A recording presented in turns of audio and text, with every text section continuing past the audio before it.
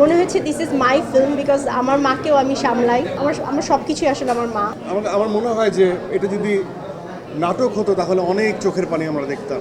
আরে বলো না, বল বল বল বল বল বল বল বল বল বল বল বল প্রশংসাই তো করবি বল। আচ্ছা কি বলবো, আমার মনে হয় যে আমাদের কলিগ যারা কাজ করে তাদের প্রশংসায় পঞ্চমুখী হওয়াটা আমাদের উচিত। সো আসলে আমার কেমন লাগলো, আমার কাছে মনে হয় যে খুব সিম্পলি এক্সিকিউট করা একটা গল্প, খুব জীবনের খুব কাছাকাছি এবং কোনো এক্সাজারেশন নাই। খুব সিম্পল ছোট ছোট মুহূর্ত দিয়ে গল্পটাকে আমাদের ডিরেক্টর সাহেব মাকসুদ উনি সাজিয়েছেন। সো আমার কাছে মনে হয় যে এটা সবচেয়ে বড় শক্তি এই গল্পের। আর আমরা যারা ইমোশন নিয়ে হয় না, যে যারা ইমোশন ডিল করি তাদের ওই ছোট ছোট ক্যামেরা ওয়ার্ক, ছোট ছোট এক্সপ্রেশন আমরা খুব রিলেট করতে পারি। সো আমার কাছে প্রথম ভালো লাগা বিষয় হচ্ছে খুব সাটল ওয়েতে খুব সুন্দরভাবে স্টোরিটাকে পোট্রে করা হয়েছে, কোনো এক্সাজারেশন ছিল না। 2 নম্বর, যারাই পারফর্ম করেছে খুব পরিচিত মুখ এবং আমাদের কাছে সবাই খুব পরিচিত, তো আমরা সবসময় খুব পরিচিত মুখদের কথা বেশি বলি। মেহজাবিন আমার কলিগ, আমার কাছের মানুষ, অনেকদিন দীর্ঘ সময় ধরে একসাথে অভিনয়ের জার্নি, ওর কথাটা সবার পরে বলি। রোকেয়া প্রাচী, মোস্তফা মনোয়ার, আরও যারা কাজ করেছেন তারা তাদের চরিত্রগুলো এত সুন্দরভাবে বিলিভেবল আমার কাছে লেগেছে। এবং ওই একই কথা বলবো যে কোনো এক্সাজারেশন ছিল না। মানে আমার কাছে মনে হয় যে ওই যে পানির যে কি বলে যে ফ্লোটা যেভাবে বয়ে যায় ওরকম music, background score, camera work, total মাহলটা খুব সাটল ছিল। আমার কাছে এটাই সবচেয়ে বেশি শক্তিশালী মনে হয় এই গল্পের প্লটে। আর এই ধরনের ঘটনা জীবন আশেপাশে আমরা প্রচুর রিলেট করতে পারি এটা, সো এটাও একটা শক্তি।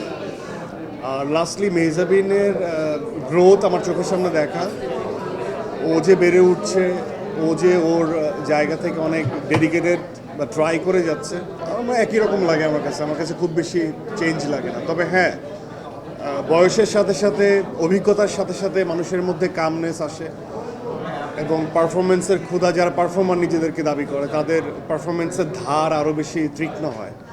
তো সেই জায়গা থেকে আমার মনে হয় যে এটা যদি নাটক হতো তাহলে অনেক চোখের পানি আমরা দেখতাম। সর্বোপরি শেষে এক ফোঁটা চোখের পানি অনেক মিনিংফুল আমার কাছে মনে হয়। তো এই যে স্ক্রিপ্টিং এবং পোর্ট্রেশন, ইটস টোটালি ডিফারেন্ট। এবং আমার মনে হয় যে একটা ভালো গল্প একজন পারফর্মারকে আরও পরিণত করে তোলে। প্রথমত আমি মাকসুদকে ধন্যবাদ জানাই যে এরকম একটা কন্টেন্ট নিয়ে কাজ করার সাহস করেছে সে। সো ডিরেক্টরকে অনেক অনেক ধন্যবাদ for the wonderful concept, for the wonderful script and definitely মিউজিকটা খুবই ভালো ছিল। যে মিউজিকে কাজ করেছেন যারা, তাদেরকে আমি বাহবা জানাই, কারণ মিউজিক ফিল্মের এমন একটা জিনিস যেটা হচ্ছে অভিনয় এবং মিউজিক দুইটাই আসলে দর্শকদেরকে আটকে রাখার জন্য খুবই মূল্যবান একটা জায়গা। সো মিউজিকটা আমাকে আটকে রেখেছিল। আর আমি এই সিনেমাটাকে যদি এক লাইনে বলা হয় আমাকে, আমি বলবো দিস ইজ আমি এই সিনেমাটাকে দেখে আমার মনে হচ্ছে this is my film because আমার মাকেও আমি সামলাই। আমার আমার বাবা মারা যাওয়ার পর আমার মার সাথেই আমার সব কিছুই আসলে আমার মা। সো আমার মাকেও আমি এভাবেই ডিল করি, এভাবেই টেক কেয়ার করি, চেষ্টা করি আমার মাকে খুব ভালোভাবে রাখতে। সো এই ফিল্মটা আসলে বলবো যে আমার ফিল্ম। আমার দেখে মনে হয়েছে আমি আমার নিজেকে দেখতে পেয়েছি স্ক্রিনের সামনে। আর প্রত্যেকটা চরিত্রের জন্য যে সকল কাস্টিংরা আছেন, যারা অ্যাক্টিং করেছেন, আমার কাছে ঘুণাক্ষরে মনে হয়নি যে তারা অ্যাক্টিং করেছে। আমার কাছে মনে হয়েছে সবাই ক্যারেক্টারটাকে ধারণ করে, ফিল করে, বসবাস করে তারপরে কাজটা করেছে। ইটস আ টিম ওয়ার্ক এবং they did wonderful job. That's I must say this is a wonderful film. Everyone should watch it. এবং আমার পার্সোনালি অনেক ভালো লেগেছে। আমি নিশোর মতো সুন্দর করে বলতে পারবো না, আমি একটু ইমোশনাল হয়ে আছি।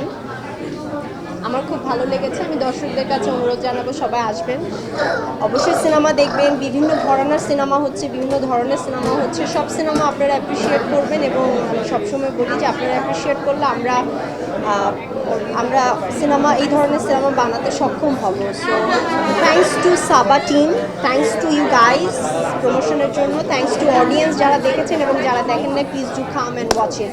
Thank you so much.